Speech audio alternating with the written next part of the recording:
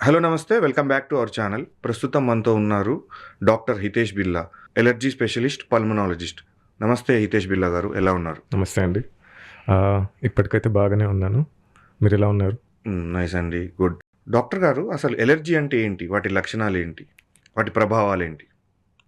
Allergy అంటే ఏంటంటే మనకు గాలిలో కానివ్వండి, అలాగే ఫుడ్‌లో కానివ్వండి, మెడిసిన్స్‌లో కానివ్వండి చాలా ఉంటాయి. అవి యూజువల్‌గా హార్మ్ ఉండవు. అంటే దే ఆర్ హార్మ్‌లెస్. కానీ మన బాడీ ఏం చేస్తుంది అంటే వాటిని హార్మ్‌ఫుల్ అనుకోని వాటికి రియాక్షన్ ఇవ్వడం జరుగుతుంది. దానికి రెస్పాన్స్‌గా ఏంటంటే మనకు పేషెంట్ కానివ్వండి, మనిషి కానివ్వండి సిమ్టమ్స్ అనేది చూపించడం జరుగుతుంది. ఎగ్జాంపుల్ ఉదాహరణకి ఏంటంటే ఇప్పుడు గాలిలో దుమ్ము ఉంటుంది, పొలలు ఉంటాయి, ఏవైనా ఉంటాయి. వాటి వల్ల యూజువల్‌గా మనిషికి ఏమి కాకూడదు. బట్ ఏమైతుందంటే ఈ అలర్జీ ఉన్న వారిలో ఏంటంటే తన బాడీ దాన్ని హార్మ్‌ఫుల్ అనుకోని దానికి రియాక్షన్ ఇవ్వడం జరుగుతుంది. అంటే ఎలాగంటే ఇప్పుడు దుమ్ము ఉంది గాలిలో. నార్మల్ పర్సన్‌కి రియాక్షన్ ఏం రాకూడదు.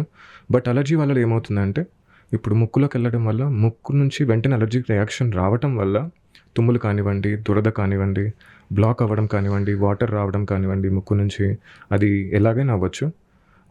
తెల్లారుజామున, రాత్రి ఎప్పుడైనా ప్లేస్ బట్టి కూడా అలర్జీ అనేది ఉండడం జరుగుతుంది. బట్ యూజువల్‌గా ఏంటంటే ఒక హార్మ్‌లెస్ థింగ్‌కి పేషెంట్ రియాక్షన్ ఇచ్చి అది సిమ్టమ్స్ ఇవ్వడం జరుగుతుంది. దీన్ని అలర్జీగా చెప్తారు. డాక్టర్ గారు, ఈ ఆస్తమాకి ఎలర్జీకి రిలేషన్ ఏంటి? మీకు ఆస్తమా చూసుకున్నట్లుగా అయితే మీకు ఆస్తమా 2 రకాలు ఉంటాయి. అలర్జీకి సంబంధించిన ఆస్తమా, అలర్జీ కాకుండా రెండో రకము. దాన్ని నాన్ అలర్జిక్ ఆస్తమా అంటారు. అలర్జిక్ ఆస్తమా అంటే ఏంటంటే యూజువల్‌గా పెద్దవాళ్ళ నుంచి అంటే వాళ్ళ పేరెంట్స్ నుంచి జన్యుపరంగా వచ్చే ఛాన్సెస్ ఉంటాయి. అంటే ఏంటంటే ఒక కండిషన్ ఉంటుంది. దాన్ని అటోపీ అంటారు. అంటే జెనెటిక్ టెండెన్సీ. అంటే నా పేరెంట్స్ నుంచి పిల్లలకి ఆ జెనెటిక్ టెండెన్సీ అనేది రావడం జరుగుతుంది. కొన్ని గాలిలో ఉన్న వాటికి తన బాడీ రియాక్షన్ ఇవ్వడం జరుగుతుంది. ఎప్పుడైతే గాలి పీలుస్తారో ముక్కు నుంచి ఊపిరితిత్తులోకెళ్ళి ఊపిరితిత్తులో అలర్జిక్ రియాక్షన్ ద్వారా వాపు రావడం జరుగుతుంది. దాన్ని మనము ఆస్తమాగా గుర్తించడం జరుగుతుంది. యూజువల్‌గా ఏంటి అంటే ఈ లంగ్ ఫంక్షన్ అసెస్మెంట్ అంటారు. పల్మనరీ ఫంక్షన్ టెస్ట్ అని. దాంట్లో ఈ ఆస్తమాని గుర్తించడం జరుగుతుంది.